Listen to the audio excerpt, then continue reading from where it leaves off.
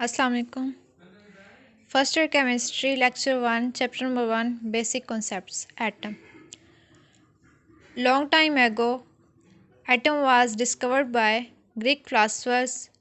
His name was Democritus. Democritus said जितना भी matter है वो किससे बना हुआ है, स्मॉलर अगर और उसे अगर हम डिवाइड करें स्मॉलर एंड स्मॉलर और ज़्यादा डिवाइड करें तो एक बेसिक यूनिट हमें मिलता है। और उस बेसिक यूनिट को हम क्या कहेंगे, ऐसा बेसिक यूनिट जो कि डिवाइड ना हो सके हम उसे कहेंगे एटम। ठीक है, किसी भी मैटर को क्या होता है जो हम स्पेस ऑक्यूपाई कर सके, ठीक है, जगह घेर सके, जिस तरह सॉलिड है, लिक्विड है, गैस है। कोई भी मैटर अगर जगह घेरता है तो उसे हम क्या कहेंगे, मैटर। जिस तरह सॉलिड हो, लिक्विड हो, गैस हो, अगर वो जगह घेरता है उसे क्या कहेंगे, मैटर। अगर किसी भी मैटर को हम डिवाइड करें स्मॉलर एंड स्मॉलर और ज़्यादा हम उसको तोड़ें तो स्मॉलर एंड स्मॉलर और एक ऐसा यूनिट आएगा, एक ऐसा ज़र्रा आएगा, पार्टिकल आएगा कि जिसको हम फर्दर डिवाइड नहीं कर सकते, उसको ज़्यादा तकसीम हम नहीं कर सकते। ठीक है, इनडिविजिबल होगा, हम वो ज़्यादा हम डिवाइड नहीं कर सकते। और इसको उन्होंने क्या नाम दिया, ग्रीक फिलासफर डेमोक्रिटस ने, एटम का। ठीक है, एटम किससे निकला है, किस वर्ड से, एटोमोस। एटोमोस का मतलब है इंडिविजिबल, जो फर्दर डिवाइड ना हो सके। ये बहुत पुरानी डेफिनेशन है एटम की कि ऐसा छोटे से छोटा ज़र्रा जो कि मज़ीद डिवाइड ना हो सके। ठीक है, जिसको हम मज़ीद डिवाइड ना कर सकें, मैटर का वो छोटे से छोटा ज़र्रा जिसको हम मज़ीद डिवाइड ना कर सकें, तकसीम ना कर सकें, उसे क्या कहेंगे, एटम। ठीक है, और एटमोस से निकला है, उसका मीनिंग है indivisible. Greek philosopher were not based on experimental evidence. उनकी जो एविडेंस थी वो एक्सपेरिमेंटल नहीं थी, उन्होंने कोई एक्सपेरिमेंट नहीं किया था और उन्होंने वैसे ही कहा था अपनी ऑब्जर्वेशन से, देखने से, कि जो भी कोई मैटर है उसको हम ज़्यादा से ज़्यादा डिवाइड करें तो एक छोटा सा ज़र्रा मिलता है, जिसको उन्होंने एटम का नाम दिया। कोई एक्सपेरिमेंट किए बगैर उन्होंने ये बात की।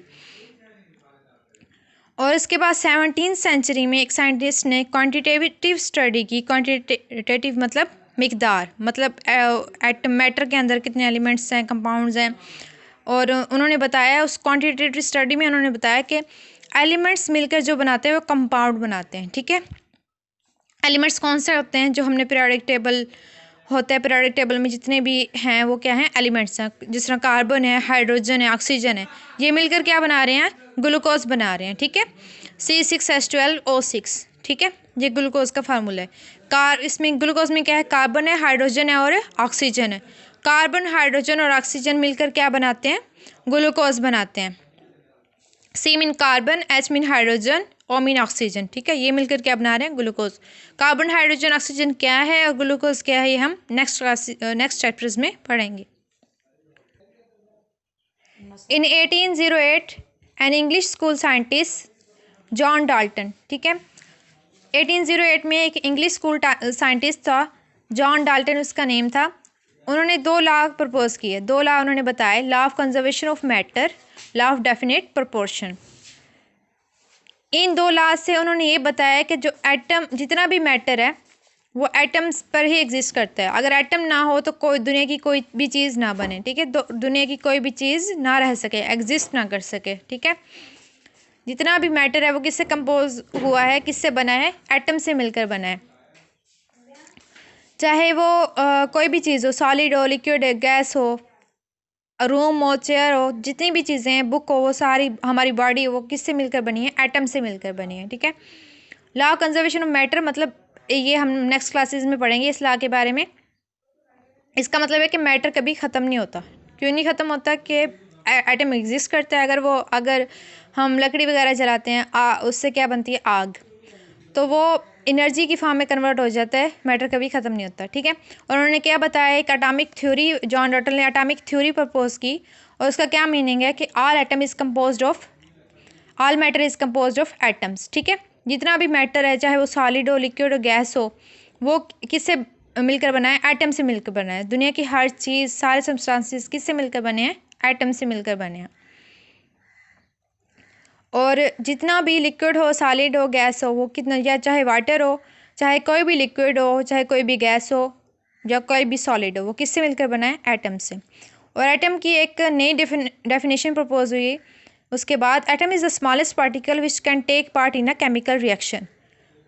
एटम जो है वो बहुत ज़्यादा स्मॉलेस्ट पार्टिकल है, सबसे ज़्यादा छोटा ज़र्रा है जो कि किसी भी केमिकल रिएक्शन में टेक पार्ट कर सके, हिस्सा ले सके। ठीक है, केमिकल रिएक्शन क्या होता है हम नेक्स्ट चैप्टर्स में पढ़ेंगे। ठीक है, एटम जो होता है वो सब हर टाइप के केमिकल रिएक्शन में हिस्सा ले सकता है। कोई भी एटम है वो रिएक्शन करेगा, वो चाहे डिफरेंट टाइप्स के रिएक्शन होते हैं लेकिन वो रिएक्शन में हिस्सा ले, उसे क्या कहेंगे? Atom. Some atoms can exist independently like helium, neon, noble gases.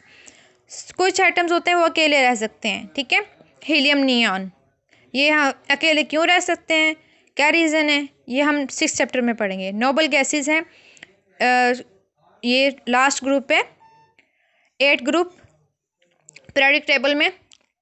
इसकी क्या रीज़न है, वैलेंसी इसकी कंप्लीट है, हम 6th चैप्टर में पढ़ेंगे इसके बारे में कि हीलियम और नियॉन अकेले क्यों रह सकते हैं। इनको किसी के साथ रिएक्शन की ज़रूरत नहीं है, किसी के साथ जुड़ने की ज़रूरत नहीं है, अकेले ये रह लेंगे, एग्जिस्ट कर जाएंगे, हीलियम एंड नियॉन। और कुछ ऐसे एलिमेंट्स हैं जो अकेले नहीं रह सकते, जिस तरह हाइड्रोजन है, नाइट्रोजन है, ऑक्सीजन है, ये क्या है? अकेले नहीं रह सकते, वो किसी ना किसी के साथ रिएक्शन करेंगे, जुड़ेंगे, बॉन्ड बनाएंगे। ठीक है, रिएक्शन कैसे करते हैं, बॉन्ड कैसे बनाते हैं, वो हम 6th चैप्टर में पढ़ेंगे। ठीक है, हाइड्रोजन H, ऑक्सीजन O2 और नाइट्रोजन N2 फॉर्म में होता है। ठीक है, H2O2 या N2 फॉर्म में होता है। ये अकेला हाइड्रोजन कभी नहीं होगा, अकेला ऑक्सीजन कभी नहीं होगा और अकेला नाइट्रोजन कभी नहीं होगा। ये किस फॉर्म में होंगे? H2 की फॉर्म में, O2 की फॉर्म में या N2 की फॉर्म में। जरा हाइड्रोजन है, ये सिंगल बॉन्ड बनाएगा, oxygen double bond and triple bond, लेकिन वो किसी ना किसी के साथ जुड़े होंगे। नाइट्रोजन किसी और के साथ भी जुड़ सकता है, हाइड्रोजन के साथ भी जुड़ सकता है, ऑक्सीजन भी हाइड्रोजन के साथ जुड़ सकता है, हाइड्रोजन ऑक्सीजन के साथ जुड़ सकता है, ये एक दूसरे से जुड़ सकते हैं। ठीक है, हाइड्रोजन हाइड्रोजन के साथ भी बॉन्ड बना सकता है, ऑक्सीजन के साथ भी और नाइट्रोजन के साथ भी। मीन्स ये इसका मीनिंग ये है कि ये ना किसी एटम से जुड़े होंगे, अकेले नहीं होंगे कभी भी। ठीक है, अकेले एग्जिस्ट नहीं कर सकते। उसके बाद एटम का स्ट्रक्चर है, एटम किससे मिलकर बना होता है? ठीक है, एटम के अंदर एक न्यूक्लियस होता है, न्यूक्लियस के ऊपर पॉजिटिव चार्ज होता है। पॉजिटिव चार्ज क्यों होता है? क्योंकि इसके अंदर जो प्रोटॉन है उसके ऊपर पॉजिटिव चार्ज है, न्यूट्रॉन के ऊपर कोई चार्ज नहीं है, तो इसके ऊपर क्या होगा? जस्ट पॉजिटिव चार्ज होगा। और इलेक्ट्रॉन बाहर ऑर्बिट में रिवॉल्व करेगा। कितने पार्ट्स है इसके?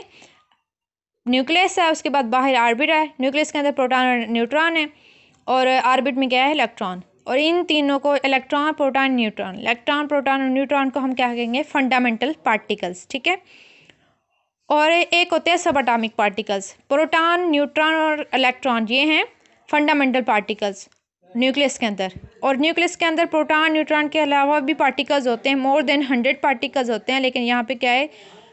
चंद पार्टिकल्स हैं, हेप्रोन है, न्यूट्रिनो और एंटी न्यूट्रिनो। हेप्रोन, न्यूट्रिनो और एंटी न्यूट्रिनो और मोर देन 100 अदर पार्टिकल्स भी होते हैं, उनको क्या कहेंगे? सब एटॉमिक पार्टिकल्स। ठीक है, सब मीन स्मॉल, ये प्रोटॉन न्यूट्रॉन से छोटे होते हैं, स्मॉल होते हैं, तो हम इन्हें क्या कहेंगे? सब एटॉमिक पार्टिकल्स। फंडामेंटल पार्टिकल्स होते हैं इलेक्ट्रॉन, प्रोटॉन, न्यूट्रॉन, और subatomic particles neutrino, hyperon, antineutrino. ठीक है, और इसके अलावा भी मोर देन 100 पार्टिकल्स होते हैं, उसको क्या कहें? सब एटॉमिक पार्टिकल्स। उसके बाद स्वेडिश केमिस्ट, हर एटम का कोई ना कोई मास होता है। ठीक है, जिस तरह हाइड्रोजन का भी मास है 1.008, कार्बन का भी मास है 12 है, हम पीरियोडिक टेबल में इसको देखेंगे। ठीक है, स्वेडिश केमिस्ट जे बर्जेलियस था, उन्होंने एटॉमिक मास ऑफ एलिमेंट्स, उन्होंने बताया कि हर एलिमेंट का कोई ना कोई मास होता है, मास के बारे में बताया कि किस एलिमेंट का क्या मास है। और जो अब हम मॉडर्न वैल्यू पढ़ते हैं, जो भी हम अब मास पढ़ते हैं पीरियोडिक टेबल में, जिस तरह कार्बन का 12 है, हाइड्रोजन का 1.008 है, उस वैल्यू के उनकी वैल्यू जो उन्होंने मास बताया था अब वाली वैल्यू के बिल्कुल करीब थी। ठीक है, मीन उन्होंने बिल्कुल सही बताया था। सिस्टम ऑफ गिविंग एलिमेंट्स और सिंबल, उन्होंने सिंबल भी बताए थे कि हाइड्रोजन को हम सिंबल देंगे H का और कार्बन को हम सिंबल देंगे C का। ठीक है, पीरियोडिक टेबल में हम क्या करते हैं? हाइड्रोजन को H का सिंबल देते हैं और कार्बन को C का। हाइड्रोजन का जो मास था 1.008 और इसका एटॉमिक नंबर 1, और इसका कार्बन का था 12 और इसका जो एटॉमिक नंबर था 6। ठीक है, उन्होंने क्या बताया? मास के बारे में बताया 1.008 है मास। और इसका क्या है, कार्बन का 12, ठीक है। इस वैल्यू के क्लोज वैल्यू उन्होंने बताई थी। जॉय बेrzelius ने क्या बताया था, एटॉमिक मास ऑफ एलिमेंट और इनके सिंबल, हाइड्रोजन का सिंबल H और कार्बन का सिंबल C।